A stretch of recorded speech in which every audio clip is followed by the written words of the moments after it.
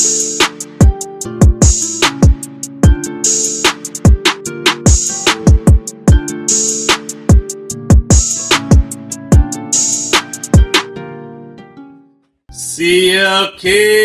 what's good, homie? Hey, brother, how's it going? Chilling, man, chilling. You know, the other day I was actually thinking, I was like, man, I might have to change the show's name to involve CL Kid in here, but you know, you're a G as well, so you from the G perspective. There you go. There you go. You feel me? It works for everybody. You get a couple nerds in here, then maybe you got to change it. Right. The almost G perspective. Guys, welcome back to another episode of the G Perspective. Appreciate you guys coming on.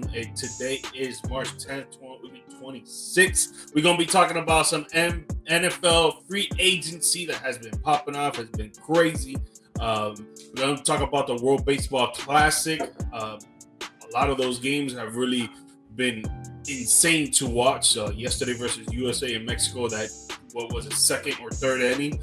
We started going crazy there. I'll talk about that a little bit later on. But before we get into it, please don't forget to follow me on my socials, GMike Media _ IG, TikTok, YouTube.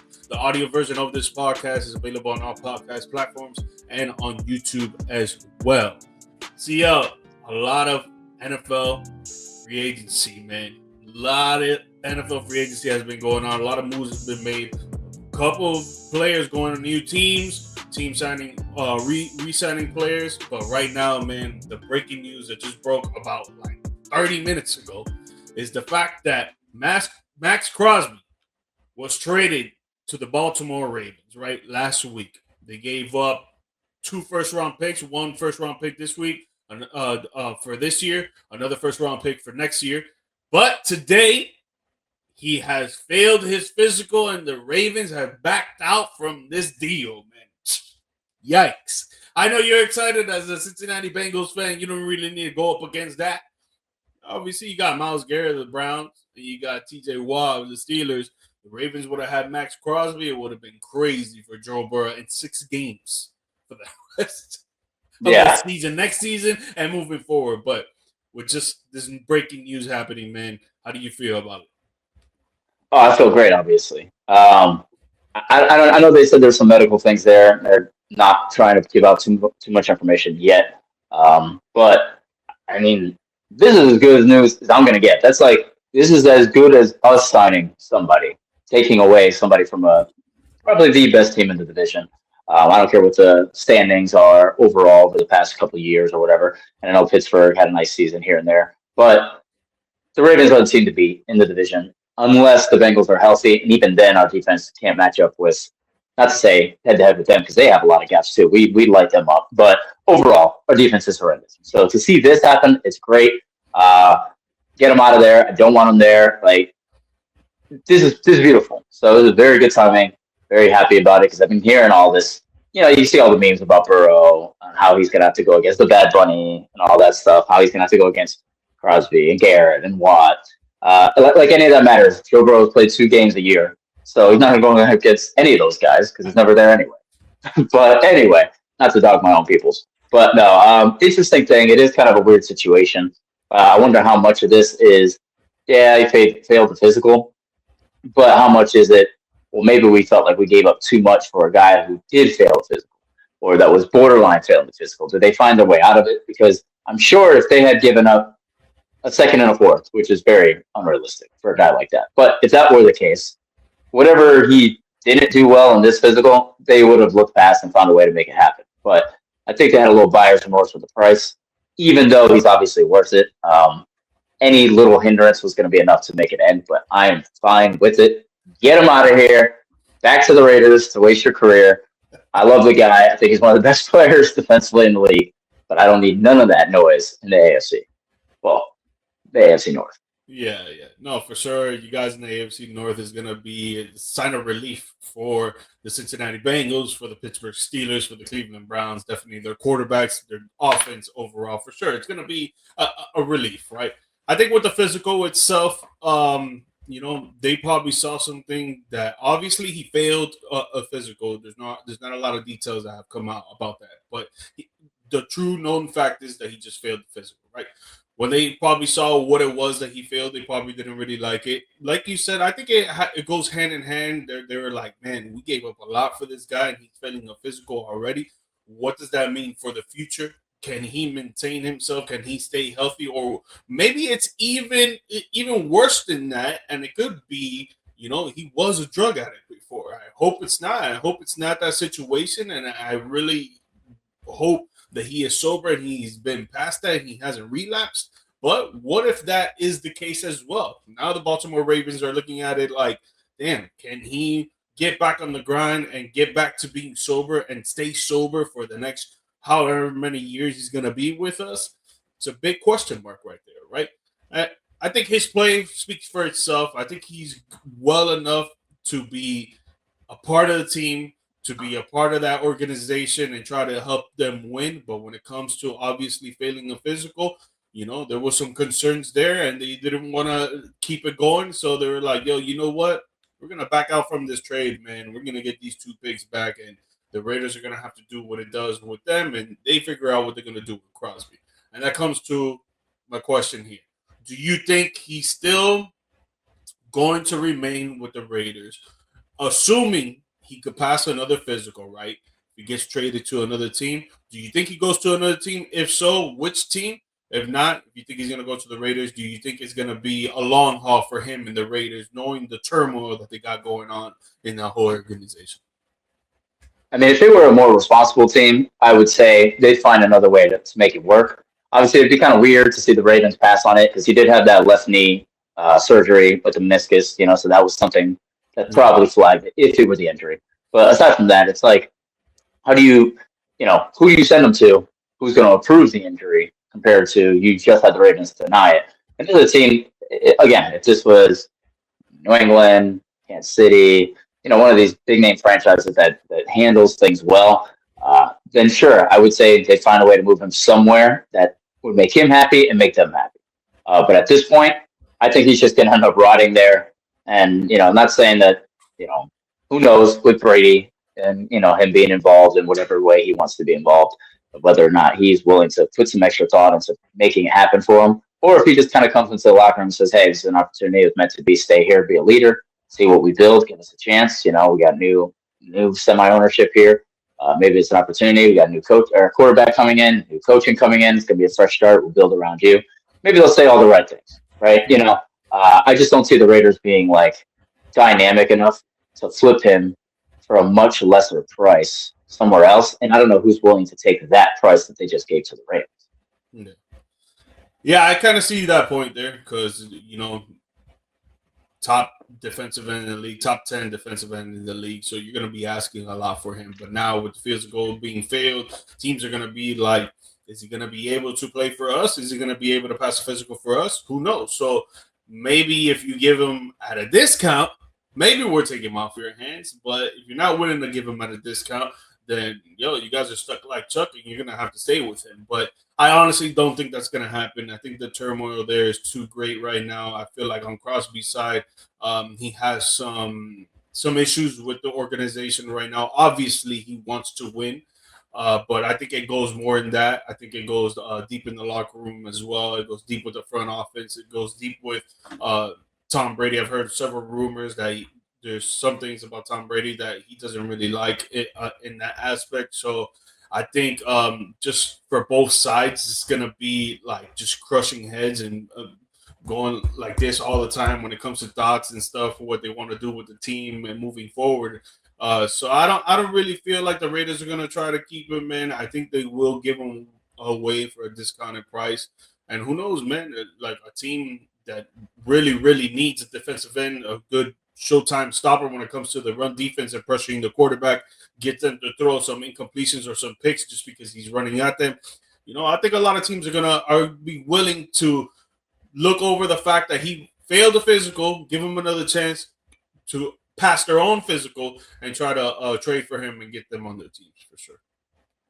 Yeah, I can see it. I mean, there's teams out there willing to do it. It's just like you said, that price cut, how's that going to look? What are you going to, but just realistically, Bears, Detroit, pairing them on the other side there, Tampa losing some pieces, those are some teams like just right off the gate, they're they're contenders. You don't want to go to Arizona or one of these teams where you just came from the Raiders. That's a key piece of you wanting to grow. Yeah. So I could see one of those teams maybe if the price tag comes down. Yeah, I feel like Cincinnati. No, I'm just kidding. That ain't yeah, happening. no, hey, Trey Hendrickson's out of there. You need someone to fill that void for sure. Dallas. Dallas. Are you taking them on Yeah, Dallas? if at a discounted price at this point because we just traded for Rashad Gray from the Packers. Right. Yeah. Obviously, he's no Yeah. Crosby for sure, Yeah. but still, we already got. I'm not gonna say a fill-in because I don't think anybody can fill that position, Max Crosby. But we did trade away, a few picks for Gray, and it's like right now that position is solidified as filled, right?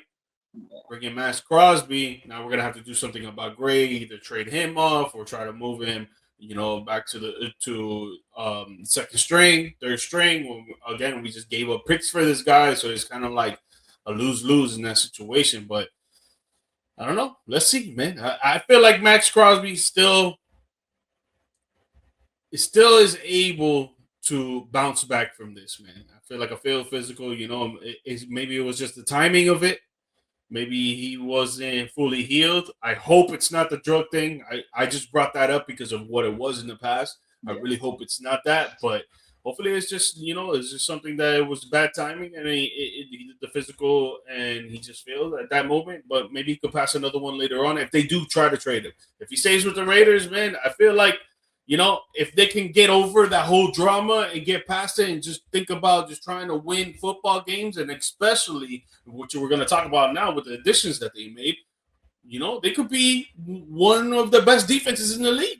Like, I'm not going to say top 5, maybe top 10, depending on how they're coached and how these guys come together with chemistry and stuff like that. But I like the new additions moving forward. Yeah, I hear that. Yeah. So one addition that I wanted to talk to you about was the Raiders getting Quay Walker from the Green Bay Packers of 3 years, $40.5 million. That includes $28 million guaranteed. Another player that they brought in was Kobe Dean from the Philadelphia Eagles, 3 years, $36 million, including $20 million guaranteed. With these two moves that the Raiders did, let me check if there's just those two moves right now that they did on defense primarily. Does this help their rush defense? Does that make them that much better going into the season when it comes to rush defense, pass defense, or just defense overall? I definitely think it does. And with Kubiak coming over from Seattle, I think it's like a perfect fit. He's trying to find guys that he likes. He loves that linebacker area. Panthers kind of doing the same thing as well, stacking up there. But to stay on not Oakland, the Raiders, I like the moves. Like you said, I think it can immediately, and you said, depending on how they're coached, I think they have the perfect coach for this. It's just seeing how quick they're developing their own system. I think when they got Pete Carroll, he just kind of came in with the pieces they gave him. And I'm not making an excuse for Pete Carroll, because some of these older coaches, aside from, what's this guy, Sean Payton in Denver, some of the more dated coaches will kind of use the same scheme or system they always used instead of adapting to the new changes the game has kind of thrown their way. And I think Pete Carroll's system with Geno was too simplified. Geno was playing in Seattle with a lot of weapons, a lot of different schemes. Well, they were simplifying the game for him, yes, but he knew what he was going to do in his role there. It's kind of like Sam Darnold. Whereas when he came over to Vegas, they were just kind of letting him do because he proved he could be good enough to play. And he was just sitting back there like a duck. He's not that kind of quarterback. So I think, Kubiak coming over from Seattle, he knows exactly what he wants. He wants to stack the linebackers. He wants to get very physical, defensive play. If they're able to keep Crosby, it'll probably be because of him and how he's selling that defense. And immediately, I think they'll be, like you said, in that 5 to 10 range defensively. And they already signed Linderbaum from the Ravens too for offenses for center. So I think that's another thing showing that they really want to protect quarterback, get back to playing, the basics of football in the trenches. I like all the moves they're doing. I'm not fearful of them, overall as a team, to make some playoff run or anything like that. But they're doing all the right things in year one. That come year two, they're going to look very good if they get the right guy at QB. No, which fact. Mendez. Well, we'll see. We'll see what's up if they go number one with Fernando Mendoza. We'll see how he plans out. But I do love the moves for them getting Corey Walker and Nakobe Dean, because you got to really think about their division and the offenses and the quarterbacks they're going up against, right? Kansas City Chiefs, Patrick Mahomes. You got the Los Angeles Chargers, Justin Herbert, and then what's Bo the Nix. Denver Broncos and Bo Nix. Yeah. Thank you. And it's like those quarterbacks are, one is a Hall of Famer in my eyes already, and then two of them are pro quarterbacks that like obviously Bo Nick still got to prove himself, but I feel like he's going to turn into that. Justin Herbert, he got the means to be one of the great quarterbacks in the league. I think last season it just was really because of health on the offensive line. Dude was getting crushed, especially in the playoffs by the New England Have you Patriots. ever seen? Not to cut you off, No, you're because good. I know the Bengals are a terrible offense line. But have you ever seen the how they do the Sunday night football, and it's like Kuzor Walker, Arizona State, and they do the Yeah, introductions, yeah, yeah. and then they have the rankings next to them, like what they're ranking, and it's like all five offensive linemen for the Chargers are the bottom five of the NFL. They're like last, second to last, third to last, fourth to last. Horrible. But I think they can be great if they stay healthy. The ones that are the starting five, obviously, Yeah. they get the chemistry together and they get it moving, right? But I think these types of moves that the Las Vegas Raiders did for just defense first purposes, I think it's great for them, man. I think you got to really focus on, especially what you saw from Seattle in the Super Bowl and throughout their whole playoff run, throughout the whole regular season run. Run defense, pass defense, great defense overall. You're gonna pressure the quarterback. You're gonna not give any room to these receivers. You're gonna stop the run as much as you can, and you got to start with defense first. Obviously, we know defense wins championship, but for the fans out there, if you don't know, watch the rematch of the Seattle Seahawks and the New England Patriots. That whole postseason run by the Seattle Seahawks, man, defense wins championships. And this is where you start, right? You keep Crosby, it's gonna help you even a little bit more. Obviously, just like I said before, you got to get past the drama. Let that stuff go. Keep it out of the locker room. Keep it out of there. Don't bring that stuff on the field.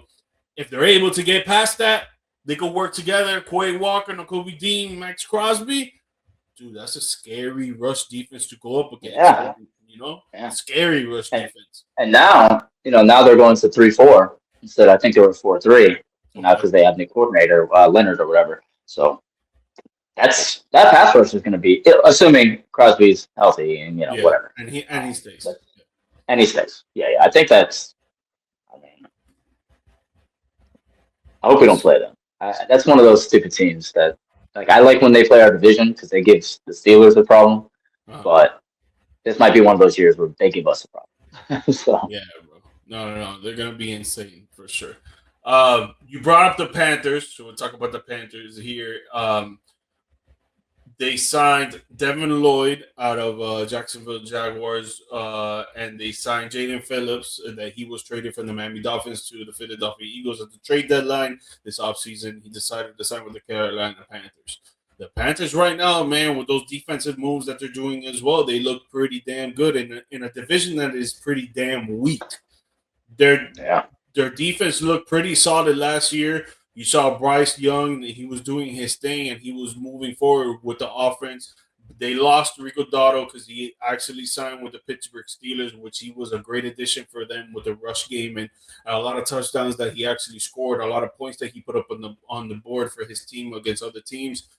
So that's going to be a little loss there, but I love the way that they were moving forward last season, offense and defensively. And now you bring in two guys that are good on the rush defense, and Devin Lloyd is pretty good on the pass defense. So it's going to upgrade their defense a little bit there. But how you liking these moves for them? I love it. I think I love the moves as they are. This is kind of like we talked about last time, the Rams with the McDuffie thing, and then they give him a crazy deal on top of the fact it wasn't necessarily like just this glaring weakness, but they were a little weak kind of in the middle of the field sometimes defensively. But obviously this team's more offensively challenged than they are defensively challenged. but I still like it. It's going to solidify them being a fringe defense to being just a collectively great defense. You got two guys, and both those linebackers are like they're like three down linebackers. It's not these guys that sub in and out. Like they're going to stay on the field. That's going to be a huge help. I still think they got to figure out this QB situation. I don't think Bryce Young is the right pick long term there. Was never really high on him, but whatever, is what it is. They can roll with that for now and see what it is, even if it's a gap quarterback. So the next guy, I know they brought in Kenny Pickett or something crappy like that, but that's neither here nor there. Bryce will be the guy. I like it a lot, and that's kind of the NFL's cyclical. You see the Bengals giving money to all the offense, and people complain now. You get all your money in three guys, but that was the way the league was for a while there. Now it's starting to get back to a defensive league, which I love. Doesn't suit me, but I do like it. So I think a team like, teams like Carolina, teams like the Raiders, I know people are going to hate on the Raiders all day long for this not working out and so on and so forth. But I think these teams are doing the right things. The Bears, they're building the team the correct way and taking the long way approach, but with shortcut players, because these are kind of guys that'll skip you ahead by 2-3 years in the process. Yeah. No, I think it was really good for them for sure. With the Bryce Young situation, right? I like the improvement that he did, right? I do understand what you're saying, him being the actual franchise quarterback for the next 5, 6, even 10 years, we'll say, right? It kind of is a big question mark over him, right? But I feel like with the progression that he's had in the last few seasons, hasn't been so great for sure. It's been maybe like minimum, you see like 5% this year, 10% next year for sure. It's like very minimum. But I feel like if he's very intelligent, he played under, Alabama, where you win a lot of games. You heard Nick Saban actually talk about him, that he's a very intelligent quarterback and all this stuff, and he knows how to maneuver out there on the field even when pressure comes aroused. Obviously, there was a lot of games that we didn't really see that, but I think this season he showed a little bit more poise. He showed better decision making. I think he was able to use his feet a little bit more when he realized, like, yo, I got no one open. Let me make a play for myself. Let me try to be a playmaker. He tried to do that in his home several times. He still made mistakes, for sure. I mean, every quarterback is going to. But as long as he keeps progressing, in my eyes, I feel like you got to give him the chance. Bring in a QB2 for sure. Obviously, you always want to bring a good QB2 just because of injuries, for sure, off the top rip. But bring in QB2 for another reason, on the fact of if he does start playing like booty and he's not doing what he needs to do to try to be the franchise guy for the Carolina Panthers, bring in another guy to sit behind him that isn't Andy Dalton. Bring in someone else that that you can give the keys to the whip to, just in case Young doesn't really plan out.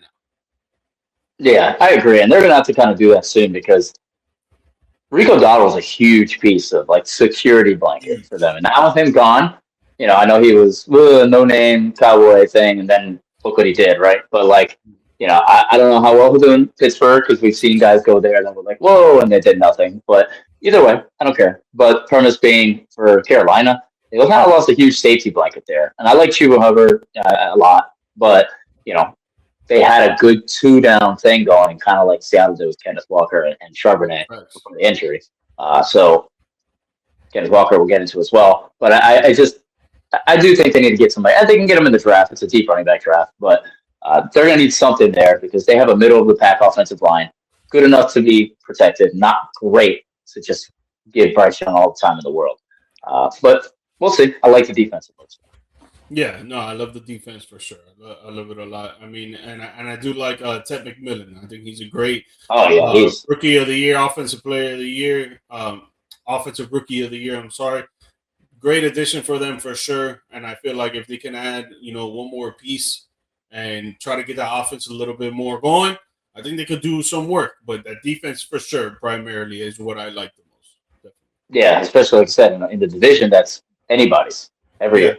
Exactly. Now that, especially Mike Evans gone, they're always banged up. Who knows? Yeah. And You brought up Kenneth Walker, so we'll jump to that, but then we'll jump back to the division to talk about another signing for one of the divisional rivals. But talk about Kenneth Walker.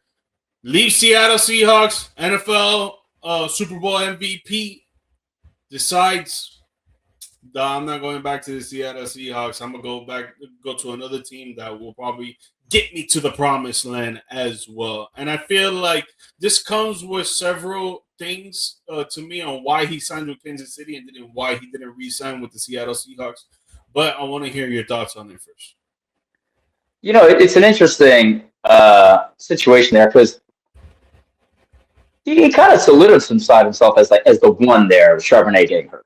And I'm not saying obviously he's going to be the one in Kansas City with Pacheco gone, and they've had a rotation of running backs there for a while. They've been looking for a guy like this. But he hasn't proved himself yet. He's kind of in that James Harden thing on the Thunder. Like, he hasn't proven himself to be just the one guy kind of system. Can he carry the team, or is he a two back system kind of guy?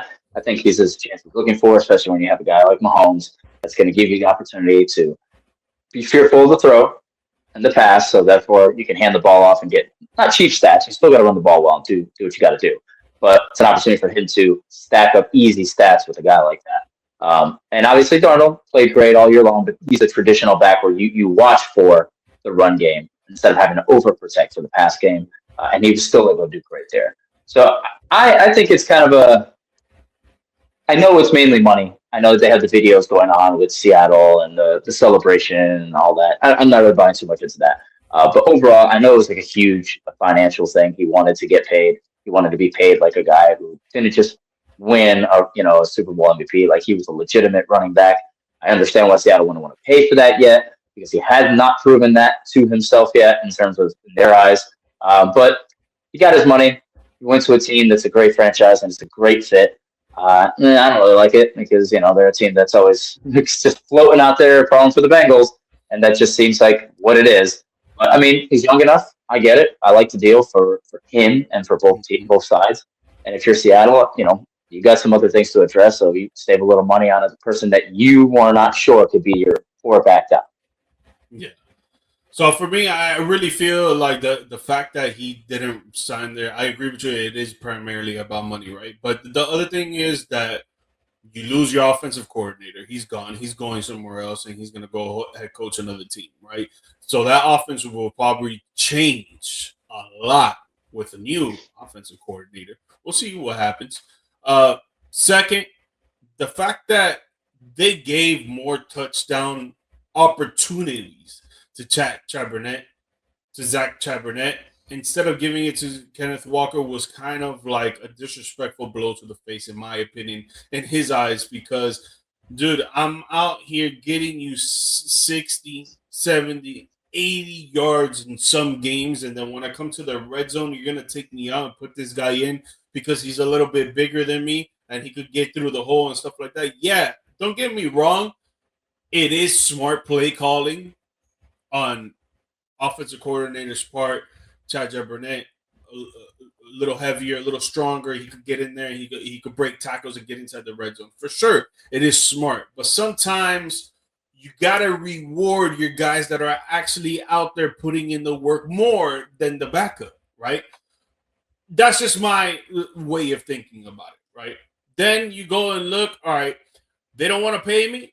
They don't want to give me red zone targets, red zone chances, which primarily at the end gives me more bonus money because of incentives that I could get. So, you know what? I'm going to go to another team that actually needs a running back, and I would be the number one running back. They will pay me. And when they use the running backs, they really use them on the pass attack and the rush attack.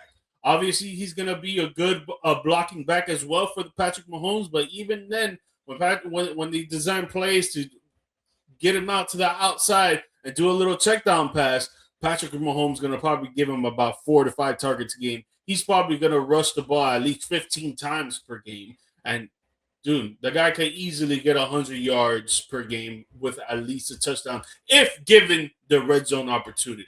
So that's what I was really feeling on that. I think it was more of the money for sure, but I think the disrespect and the opportunity now arises with the Kansas City Chiefs is what made him go from, you know what, I just won a Super Bowl with this team. I've been here for all my NFL career. I'm gonna go with this other team and try to get another opportunity at the Super Bowl. Yeah. As I was saying, kind of like the James Harden thing, because you know I got you here. I'm playing well, but you still see me as a sixth man, and then you're going to go and pay other people on the team and not pay me. I'm going to go myself and prove that I am the guy, and the Super Bowl MVP was just the beginning of that. So I hear it and I get it, and I think it's fine for him, and it's a good decision. Yeah. So jump back to the other division, NFC South. So the Miami Dolphins let go of Tua Tagovailoa, and they're gonna have dead space of paying that man. What is it, like 50 something, something like that? Crazy money. Yeah. Crazy money, dude. Like just in the quarterback position alone, that we're gonna talk about a little bit later on the quarterback that they got, they're gonna be paying $90+ million this year. Insane.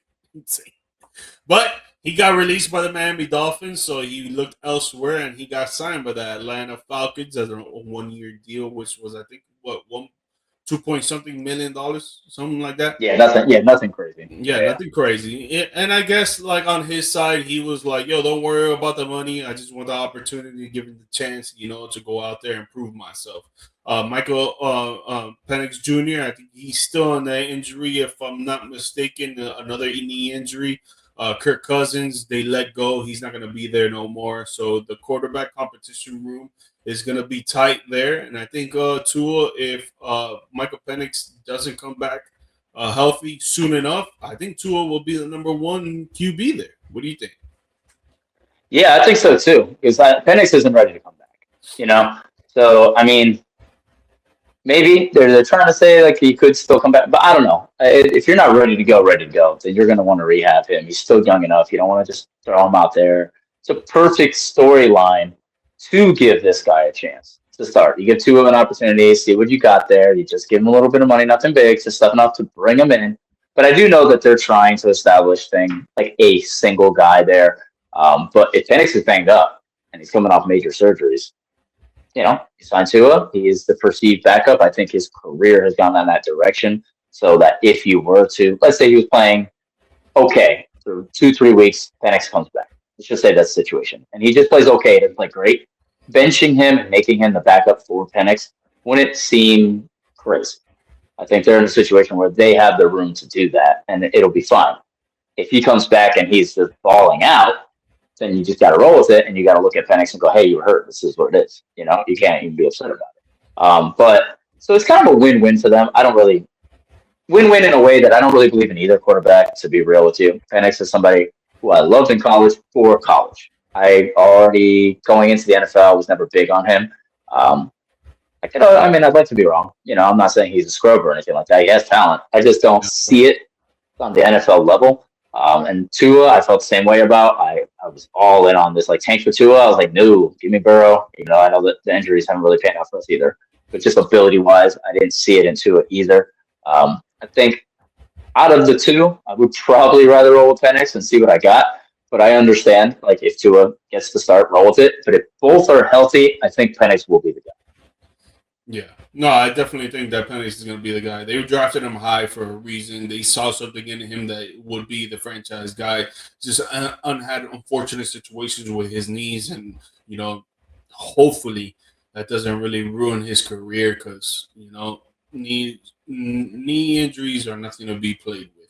Obviously, at the quarterback position is a little bit different. You don't really need to be running as much. You do need to be stepping out in the pocket and avoiding the pass rush for sure.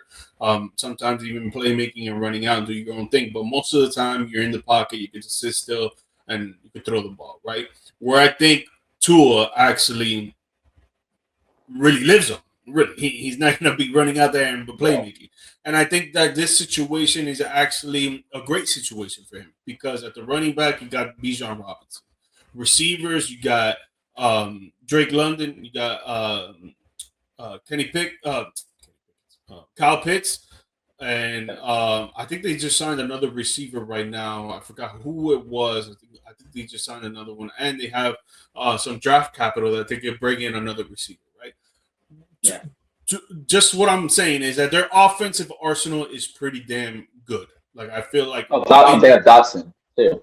and they have Dotson, Jahan Dotson. There you go, Jahan Yeah, yeah, Dotson. yeah. For that division, I feel like their offensive arsenal is pretty damn good. I feel like they can do a lot. They can put up at least 21 points per game, and if given the opportunity that Tua is going to get, maybe from week 1 to week 4, I would say the minimum. Um, I think he's gonna shine, man. I think he's gonna do good. He doesn't really have to do as much. Give the ball to Bijan sometimes on checkdowns. Throw some slants to Drake London or some deep balls to Drake London. Try to hit Kyle Pitts on some 10 and outs, some 10 and ins, some drag routes. Like I don't really think you need to do much. The only thing is that if he doesn't learn a little bit about playmaking and he's only just trying to throw to his primary target on that particular play, he's not looking to look around and see what he can do. It's gonna derail his career. That's what happened with the Miami Dolphins. If he does it again with the Atlanta Falcons, man, a lot of stuff is going to be said. A lot of teams are going to be seeing it, and then he's not going to be given that much of an opportunity. Yeah, he has to make decisions quick because with Miami, if McDaniels at first, they were doing we're going to predetermine where we're going very fast, get the ball out, be done, move on, keep going, and it was working because you got guys like Tyreek Hill running a million miles an hour. Now you got deep ball threats. Not saying that he isn't, but you have deep ball threats that the plays take a little longer. I like Zacchaeus too. I think that's a good extra little receiver that they have there. But like you got guys where the play's going to develop and you're going to have to make choices in the pocket. And that's where he started to struggle with Miami. So if he can mature from that, which I think he has the ability to, then sure, like you said, through 4 weeks and he's looking good. And this team is in a division that's a little shaky right now. Like it's an opportunity for you to feel like, hey, we'll just roll with this guy. You got Matt Ryan too. Matt Ryan didn't pick Penix. He's coming into this. I don't know how he feels about Penix as president, but we'll see how he starts. But I think Tua will start as well, unless miraculously Penix is ready to go, which I haven't seen that. Yeah, no, I don't think he's going to be ready to go to like week 5, week 6, minimum. But the Miami Dolphins replaced Tua already, and they ended up signing Malik Willis, backup Green Bay quarterback, backup for Jordan Love, and now he's going to Miami Dolphins on a 3 year 68, like 67 and a half. Yeah, something like that. Something in the 60s for sure. Yeah, 67. So he's going to be coming in, filling that void at the quarterback position, filling in for Tua. Behind him is going to be Quinn Ewers. I don't know if he's going to get a chance to play. I think they're going to give Malik Willis from the get-go the throne to that position. But Malik Willis getting out there with Jalen Waddle, Devon Achane, and that whole rebuild from front office to on the field. How you feeling about him going to Miami? I know you're living down there. Are you on the team now? I don't know who they got right. Should be on the team. I'll be the biggest hype man. Chubb is gone. Fitzpatrick is gone. Tyreek is gone. Tua is gone. They got nothing over there. I don't like Willis, and I'm not a person, obviously, but like I don't think he's that good. I don't think he's the right guy. I think there's so many players, and this is my least favorite comparison is it's Mike Vick or it's Lamar Jackson, whatever era you're in, right? He's a running quarterback that can do kind of their things. And then like I remember all these Willis comparisons when he first came in, like, oh, he's almost like the poor man's Lamar. Like you could turn him into something. Like if Lamar's not getting the job done, and I'm not saying he's not a good quarterback, he's won MVPs and all that, but if he's not getting the job done in the pocket when you're schemed for in the playoffs and the game slows down, why would you think the lesser version's going to get the job done? I'm just not into Malik Willis. I don't think he's that great. I never thought he should have been drafted as high as he was. He's a great athlete. He's strong, can run, he can do all that kind of stuff. But when it comes to sitting in the pocket, he hasn't proven anything. And now you're going to go, I like Achane, I like Waddle. They have good offensive weapons in that part of the system. But now you're going to a rebuild roster, and you got to prove that you're good with nothing. I know that everyone's like, oh, did you see what he did in Green Bay? For that half of a week, it just reminds me of the what's this guy's name that got the deal for Seattle after being the backup quarterback, Matt Flynn. They got the super deal after having a crazy game against backup players for Green Bay with all the great weapons in one game, and then got some super deal. And then in the offseason, you saw what you had there, and Russell Wilson became a starter instead. A lot of guaranteed money. I think like 45 mil of that is guaranteed. I would not have spent the money on him. I don't think they're going anywhere with him. I think that's way too much for that guy that hasn't proven anything. Fine with me. Keep the AFC cheap. Keep it weak. I don't need any more quarterbacks in this stupid conference. But again, I don't really like it that much. I think it'll be fun to watch and see what happens. But I think the ceiling is mid. Super mid. And it's funny because my Miami Dolphin friends are gonna call me a hater, 100%. But I'm on the same boat. Like he played what 5 games last season, and he started 4 of them. I think one of the games in the beginning of the season was a fill-in game for Jordan Love, and then he started the next 2 weeks, and where they went 3-0 or something like that, right? Not saying the man can't ball, bro. The guy could ball, right? But how consistent can he ball? Like, we're going off of just 5 or 6 games of tape, and that is my issue right there. When a team starts to figure out Malik Willis and what he's going to be able to do and what he's not going to be able to do, just like he was in the Tennessee Titans, what is he really going to do for the Miami Dolphins? Zip. Nothing. I think it's too much money for him. Too many years. I think they should have given him a 1-year deal for like 8 million, 7 million, be generous, and see what he got. Yeah, I know the GM is from the Packers. I know the head coach was defensive coordinator for the Packers. I know they saw Malik Willis in and out each and every day in the locker room, on the field, whatever. But from the stuff that we've seen as fans and as analysts from the games that he has played or the minutes that he has played in several games, it hasn't been amazing. It's been good, but it hasn't been amazing to get a 3-year deal, $60+ million, man, to a franchise that, yes, it's in rebuild mode, but if it's in rebuild mode, why wouldn't you just give him Why would you spend that money? Why wouldn't you just give him a 1-year deal? Like, I don't understand. Why would you give him all that money if you're in a rebuild mode? That doesn't make sense to me. It's like 45 mil guaranteed. Jesus. It's like they don't learn. They don't learn, and it's crazy because go ahead. They did all those moves. They did all those moves to like shed the money and like make up for the dead cap and all that. Like, I mean, it's still there, and I know that's like 100 mil over 2 years, but still, like they got rid of a lot of aging players that most people wanted to hang on to. But the mature thing would be to move them, and then with that freedom, they do this. And now they're in dead cap space this year. The quarterback position, $90+ million. 99 million. Paying a quarterback that's playing for another team, getting another opportunity, and paying a quarterback that has had 5-6 games under his belt last season, that he's getting, what is it, 20-something this year? Insane, man. Insane. But I love it. I don't know what I'm talking about, though. I don't know. I've never played Madden. I've never run a Madden franchise. I don't know what I'm talking about. I've never played football in my life. I've never played pro sports. That's a fact. Crazy. These guys. Oh, man. This one I wanted to talk to you about because this one was very surprising to me. Not because that he left the Tampa Bay Buccaneers, but the fact that he signed with the San Francisco 49ers. Like, that was really not a team that I was thinking that he was going to go to. At first, I thought he was going to go to the Buffalo Bills, but the Buffalo Bills traded for DJ Moore, so I thought that was going out the window, right? And then I saw a few other teams like the Baltimore Ravens, where they always try to pick up a receiver. In the last like 5 years, they always try to pick up a receiver. You saw Isaiah Likely, that we're actually going to talk about him. He left and he went to the Giants. But Mike Evans signing with the San Francisco 49ers on a 3-year deal. And he's been in Tampa, 9 seasons? Something like that. Yeah. Now he's leaving, going to the Bay. And he's going to be with Brock Purdy, George Kittle. As of now, Brandon Ayuk, but I think Brandon Ayuk is going to be out of there. Jawan Jennings, Rashad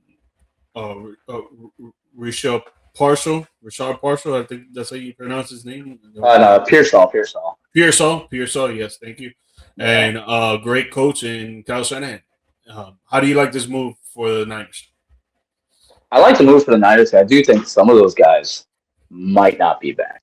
Um, I know Jennings. I mean, Ayuk will definitely be gone because Dave already said, um, what's his name? John Lynch has already said that's the last snap he'll play for the Niners. We're done with that. And then Jennings, that seems like they're not going to offer him the money he wants. So I think he's going to be gone as well. So it pretty much puts him at the one spot. I was surprised he went there too, but I was also surprised that it was a 3-year deal because he seems like he was, if he would, let's say he would have stayed with Tampa. I could see him getting a 1-year deal and just riding out into the sun after that. But to get a 3-year deal was interesting because it just, I'm not saying he's not deserving or so on and so forth, but like it's just not what I pictured on my timeline for Mike Evans' retirement tour. So that was kind of weird, like you said, in terms of also it being San Fran. But between him, Pearsall, and then Jacob Cohen, that's probably the 3 wide receiver thing. Brock Purdy, obviously. It's a good pickup for them. I also think they need to go get somebody else, whether that's in the draft or not, because you can't be too sure about his injury history. Had a lot of weird injuries this year. Some of them not even linked to each other, so who knows? But I love Mike Evans, so good for him. Glad to see him get another opportunity somewhere else. I do think it was time for a fresh start, also, not just for him, but for Tampa. Even if that does open a little hole for them over there, I think they were just going to stay in that same well and just watch themselves age out. So this was a good move for both sides, even if it is kind of a shock.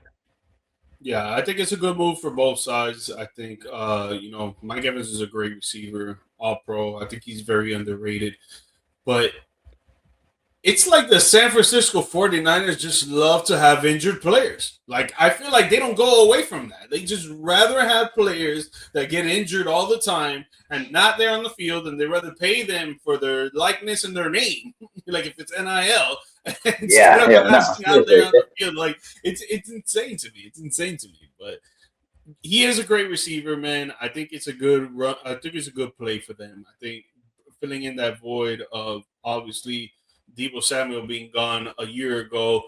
Brandon Ayuk didn't even play this whole past season. He had that whole drama with all the money that he wants to get paid and yada yada. He didn't even play.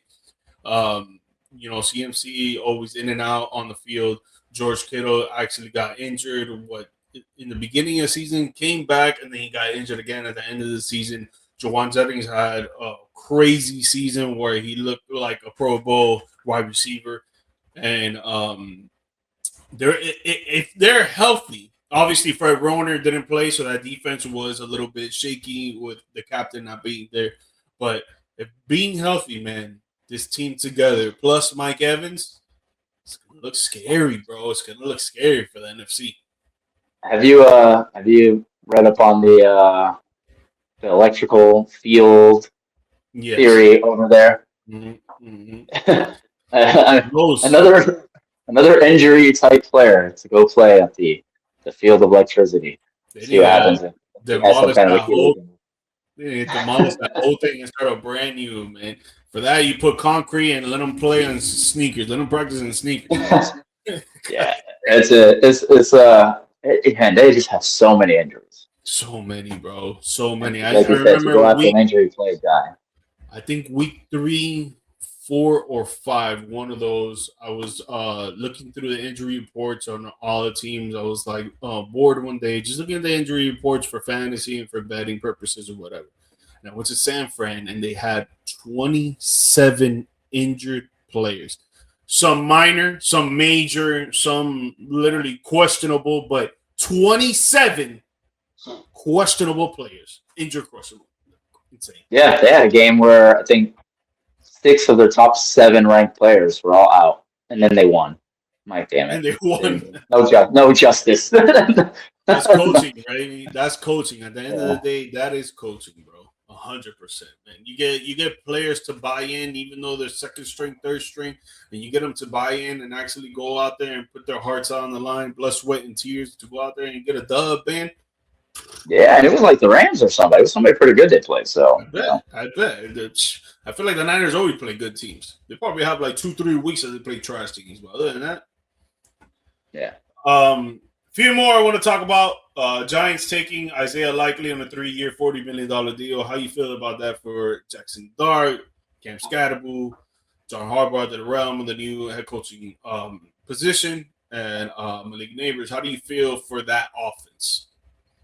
I like the Giants moves what they're doing because they're not overspending to to do anything crazy for this kind of thing. It's just like they're making a lot of small moves. They're doing a lot of the right things. I like even Newsom that they brought in for a corner. That's another look. I know it's not an offensive player, but still, Yeah.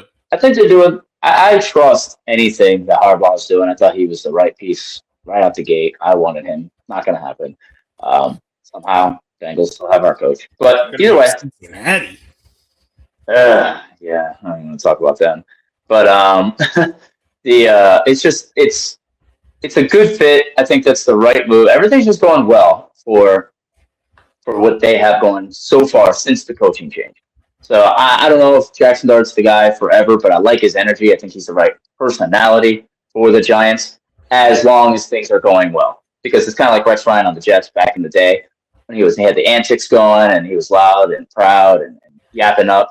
It was like, it could be a little annoying, but you see how it affected the team. They're one of the best teams suddenly. Offensive line was one of the best offensive lines in the league. The defense was amazing. Mark Sanchez was the quarterback, and they were still somehow winning games. It was just like that gets it done. But when you start losing and you're still that same way, it kind of gets old, it gets stale quick, and then things go bad quickly. I like Jackson Dart in the role now. I think he's got the right stuff for now. I just want to see how long it takes before he develops to showing whether he's the long-term guy or the short-term guy. But if with these weapons, it can look good. Yeah, no, on paper it looks amazing right now. Honestly, for the offense, even the defense, I think maybe make a little bit more moves. But I like the defensive line from last season to now. I think the defensive line is going to be still. I'll say this: one of the top rush defenses across the league. I don't want to see that against my Cowboys 100%, but that defensive line looks pretty damn scary.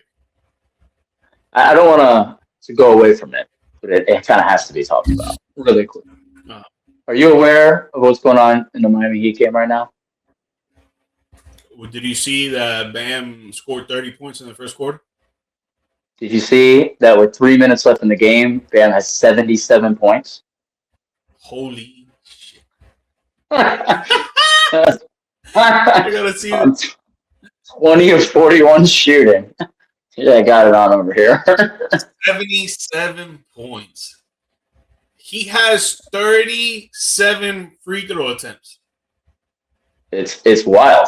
That is Can he crazy. pass Kobe? Nah, I don't think he's gonna pass Kobe. Yeah. But, I don't know. He only needs a couple more points. I know, but 2 minutes left. I feel like they're gonna sit him. 30 points on free throws. Is he still on the floor though? Let me see. Yeah, he's got to still be on. Yeah, he's still on the floor. Yeah, he's still on the floor. That is crazy. For a power forward / center to do that in an era where he's not 30, he's not 31 and a half. Got 36 in the points in the first quarter. Oh, wait, no, more than that. 46 in 31 in the first quarter. Yeah. Wow, 77. That's freaking crazy. He has 33.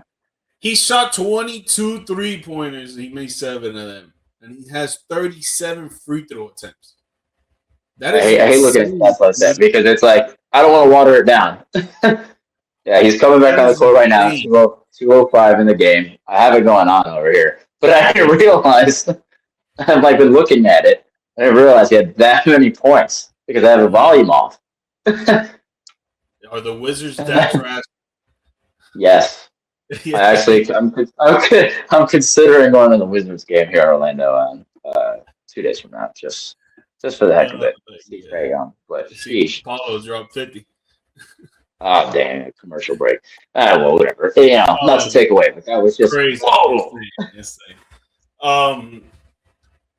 The other one I wanted to talk to you about, Travis Etienne signing with the New Orleans Saints, 4 years, $52 million. That was a surprising move for me for Travis on Travis's part, but even for the Saints as well. Now they gotta trade away Kamara, right? Yeah, I mean Kamara at this point in his career is meh. I'm not saying it's scrub, but it's it's all downhill from here. Get out of that contract. Yeah. At this point, this is going to be, shows here. I like him. He looked good enough for most of the season there. I don't think he's like some open, stud or anything or did anything amazing, but he did enough to not cost them games. And that can be a defense that's been very good. It came into the season perceived to be a very good defense. Ended up being just all right. I like it. But they were clicking late in the season. They beat the Bucks there, I think twice. They beat the Falcons. They beat the Panthers at the end. They were getting hot on the backside of the season. So I think that's a good little addition instead of waiting on Kamara to be healthy and do well. Like, let's get younger, let's get better, let's get faster. So I like the move for them in terms of, for a team that's not doing too much on the offensive side in terms of signings. That's a nice little settlement. Yeah, I mean, I honestly didn't know what to think about it. But now that you put it in that perspective, okay, I see it. Going younger for sure is probably the better move. Getting rid of Kamara, he's obviously a great running back, but getting rid of him to get some assets in return, maybe for this draft, maybe for next draft, who knows, or maybe a player in return. We'll see what ends up happening. But yeah, definitely going younger, going a little bit faster. I think Kamara will be a better catching back than Travis Etienne is, but when it comes to the age, it makes a lot of sense there for sure. Yeah, no, for sure. Bam with 2 more free throws. That's 79. Great. Last one for NFL free agency. Michael Pittman Jr. traded to the Pittsburgh Steelers. That one I was very surprised on, man, because it's like he was one of the best receivers for the Colts for the past 3 years. I know Alec Pierce, he started coming into his own. So did Jonathan Downs. He started doing a little bit more for the Colts. And then on the tight end, the rookie tight end that they had, I forgot his name. I can't remember. But he had about like 7 to 8 targets a game. So Michael Pittman Jr.'s production started to go down a bit with the offense that they had, obviously running a lot with Jonathan Taylor. Jonathan Taylor looked like the best back last season. So they were going away from Pittman Jr. a lot. But I feel like he still takes a lot of attention from the secondary, from the defensive coordinators on the opposing teams. And it's like you lose a guy like that. Now, yes, you're saving money. I think they got a pick or 2 in return for him, if I'm not mistaken. So you get some assets. But to me, I felt like they should have hold on to him and see what they can do with that offense plus that defense. And, they were looking like the top team in the first 8-9 weeks of the regular season. Yeah, they started falling off because of the whole injury to Daniel Jones and everything, whatever. But they started falling off. And I don't know. To me, I felt like they should have just kept him. But what do you think about it? No, I agree. I know they did the whole, you're going to spend the money on one or the other. Kind of like the Bengals thing with the T. Higgins Chase. You went in on Chase, so Higgins not going to get it. But then we gave it to Higgins as well. So Pierce getting the bigger money, the 4-year deal. And then obviously you're sitting back here deciding transition tag Daniel Jones. Tyler Warren, the tight end you're referring to, he's looking great. I think this guy just got to 81 points, by the way. Yeah. Josh Downs. Yeah, Josh Downs there. So, they just wanted to be younger. They wanted to put all their money in on the younger piece. I get it. But I think you go from being a complete offense with whoever you do go as that quarterback, assuming Daniel Jones stays and doesn't get tricked up, which I don't think he will. I think he'll remain there. A complete offense to a solid offense with good pieces that could have a hole in it. Like, I think the Colts need a complete offense if they don't have the right guy at QB. So I was big on Daniel Jones coming in. I thought he was going to have a surprise season and blah, blah. Looked good on that. But overall, I don't know how he's going to be long term. So I'm good with their financial thought of it if they spend the money elsewhere and not just that Alex Pierce deal. Yeah, no, definitely. I think their offense and the defense are going to look good. I think they're going to pick it up where they left off. Danny Dimes, he's asking for a lot of money, but the way that he played last season, I guess you can say that he deserves it. But I feel like give him less money and dish it out to everybody else on the team. Like I don't know. I feel like paying him too much after what he got paid for in New York, and then he started to go downhill. It's like, what if he does that again? The what if is over Yeah, there. you didn't need to go 4 years, 116 on Alec Pierce. You probably could have got that a little cheaper, or staggered it, wait a year, and then kind of played that dynamic. But they didn't want any. They just went all in. They said, "This is our guy." I'm like, "Whoa, okay." And Yeah, just forget completely. Did you see Pat McAfee? Uh, he's a big Colts guy. Obviously, haven't played for them. He was just talking about something. I don't know what the heck they were talking about, and then he's just cursing and going crazy. And people are like, "What the heck's going on with this guy?" He's like, "Colts trade Michael Pittman to Pittsburgh Steelers." He's just so yeah. heated.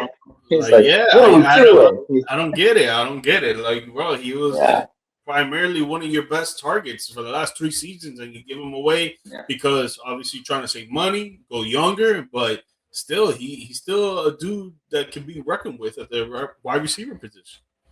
Yeah, I like him. I don't. I wouldn't have done it myself. I would have just stayed there and stayed balanced. But Yeah, if facts. they use the money elsewhere and they go, "Hey, here's what we did with it," and we still have a good offense, then fine. But undetermined at this point. All right, let's I really wanted to talk about the World Baseball Classic, but I'm coming down to time limit here. So, but let's talk about what your Bengals did. Um, you Yeah. guys got Boy Mike, if I said that right, on a 3-year deal. Former Seahawks edge, Super Bowl champion. You got Byron Cooks for 3 years, $40.25 million, and Trey Hendrickson still questionable on what he's gonna do. How do you feel about these moves so far? I like them. I think they're addressing the right issues. You know, I'm not saying that the mate from Seahawks is like, oh, a killer or anything like that. I think he was ranked like 48 or something like that out of 125, however many edge players there are in the league. Um, but still a good additional piece if Henderson won't be back. So for that case, I liked the Brian Cook signing a lot. I thought that was a great thing because, like I said, he was valued, I think, about 15 million. Ooh, 82 points for Ban. He was valued at, yeah, he just passed Kobe. So with free throws. Anyway, he was valued at like 15 mil. Able to get him for a little cheaper than that, so that's nice. And he was considered the top safety in the free agency market. So it's always nice to see us land free agents in the first place. People just take for granted that you just go out there and spend the money. Not everybody wants to come to Cincinnati, especially on the defensive end. So I would definitely take that, especially if he's a Chiefs player, take from a team that's a huge threat to us, typically. But I'm all right with it so far. We're going to see what the draft does with the O line. We haven't drafted O linemen very well. We've drafted a lot of O linemen, and people don't give us credit for that because they say we don't protect bro, and I hear that. But we spent a lot of first round draft capital on offensive linemen, and can't miss offensive linemen that we should be getting. And they just never panned out. So whether that's an O line coach thing, which I don't know. I know we brought an O line coach forever ago from the Cowboys after the year that Cowboys had that amazing Zach Martin offensive line, and that still didn't work. So it's just injuries, people coming in unproductive, coming in fat, out of shape, people coming in injured, missing the very first year. I like these moves. I would like to see more of the O line problem addressed. But for now, as that is, I like those. I think you should waste another first round draft pick on the whole line. You need to protect Burrow, bro. He's the Yeah, yeah, franchise definitely. QB money maker. When he's on the field, you guys win. When he's off the field, you guys don't really win. But I like how you guys started off on defense, adjusting defense to try to get some defensive players because that's been your Achilles heel for the past 4 years. So it's a great start move right there. Hopefully, you guys can make a little bit more noise. Hopefully, Hendrickson sees this and he can stay, even though obviously you brought in Boyd. It's a fill-in spot, but still, maybe they can work together and they can have a good rush defense. Who knows? But I think I would love yeah, it would be dope for sure. But I think adjusting the defense early on is good. Still got the draft, still got a lot of free agency, still able to make some trades. So I think it's pretty good how you guys started off. But I do believe that first round pick should go to an whole line. Protect the quarterback, man. Protect the quarterback. that. Oh yeah, yeah, yeah, I definitely agree. And then I see here Dallas defense might be good next season. Hashtag under the GMike label. Might, What might. are you? What are your thoughts on you guys? so far. I love the fact that most of our moves, I think at this point, all of our moves have been defense. We brought in Jalen Thompson for the Arizona Cardinals. We brought in uh, Rashawn Gray from the Green Bay Packers. Yeah, he's not amazing, but try to help out our rush defense because our rush defense was ass. Our pass defense was ass. We got a defensive tackle. I don't want to butcher his name here, but Arturo Obigani. Albania. Nice. Played in Albania. 42 games, 20 starts in 4 seasons with the Chargers, and the Chargers started off very well defensively last season. Obviously, I feel like that took a turn because of the fact that their offense couldn't stay on the field. Their offense couldn't score any points. So a lot of pressure was being done to the defense going into the midseason mark. I feel like that's why they took a turn there. We got a safety, PJ Locke, who spent the last 6 years in Denver, made 15 of 26 career starts in 2024. And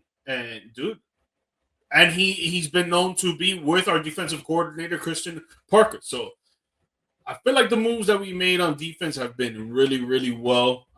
Hopefully they pan out. On paper, it looks good. Now we just got to see what it is on the field. The chemistry's got to be there. But I like the fact that we're addressing the defense. We're getting defense. And hopefully, we could get a discount Max Crosby and bring him over, man. Forget Gray. I know we brought him in. But, hey, Crosby is that guy. I mean, and on top of the fact, you kept the right people on offense with Pickens and with Williams. Yeah. Mm-hmm. Yeah. I mean, and you guys, another team, switch into a 3-4 from the 4-3. Yep. I don't think we needed to adjust the offense. The re-signings, obviously, we needed. And I hate the fact that we only franchise tag George Pickens. But hopefully next season, Jerry doesn't do the same mistake and let a player go. And they re-sign him because having that pressure off of CeeDee Lamb is great. And Jake Ferguson, great as well. Having those pressures off of them when you add a third guy that can be dynamic, that can be a pro bowler like this season, like we need that. But defense is our main concern. Pass, rush, it doesn't matter. That whole defense needs to be flipped in and out. You guys were a joke last year. We were the same team last year, both of our teams. No, we were. You're just orange and we were blue. That's it. Horrible. But yeah, I wanted to get into the World Baseball Classic, but I gotta get up out of here, man. But see y'all, appreciate it. Keep coming on, man. Hey, I appreciate you. It's not the podcast is not titled to your name, but you still a G, baby. Still a G. Hey, I'll take that. Still got it. Let these people know where they can follow you and listen to your stuff, bro. At Real CL Kid on all platforms. Obviously, music, production, that kind of stuff, rapping, sports talk. Most of that with G as well. Appreciate it. Definitely always good time with you, brother. Congrats to your Miami Heat there. Bam Adebayo, 83 points, second all time, passing Kobe today at the 81. Pretty cool. Give you that. And, I wanted to watch the Celtics Spurs game, but I just, it's the history. I had to leave it on. Are you guys winning though? Because I had the Celtics actually winning against them. No, it's a 3-point game in the fourth quarter. 8.5 left. We're down 3. Oh, it's a good game. Yeah, it's a good game. Yeah. So abandon this Heat Wizards nonsense. No offense. No, it just ended. He ended with 83, and we scored 150. The only other team to score 150 this season. The other team, San Antonio Spurs. Yeah. All right. Well, dope, man. Good times. Yeah, guys. USA. Yeah, facts. USA. But we'll talk about this next time. But Dominican Republic. We'll get into that. Dominican Republic looks crazy. Yeah, Soto's killing. Oh, man. Great. Guys, you know where you can follow me on IG, TikTok, and YouTube at GMike Media _ Twitter at GeorgeMike Perez. The audio version of this podcast is available on all podcast platforms and on YouTube as well. And if you guys are into sports gambling, I run a Telegram channel where we offer sports gambling slips daily. It's $10 a month, but we can get you winnings from $25 to $50 to $100 a day. And we have an affiliate program as well, where you can get more money on the side You'll see the link pop up on your screen. If not, you'll see my social media accounts. Slide into one of my DMs. See how we can get you on and popping, how to make you some money, baby. See ya. Appreciate it, my dog. And I'll talk to you. Always, brother. Appreciate you. Gotta watch the baseball classic now. Keep watching it. I'm watching it. Yeah. Very entertaining. We're top days of NFL free agency. I'm wearing a Yankee shirt. Shout out to the captain.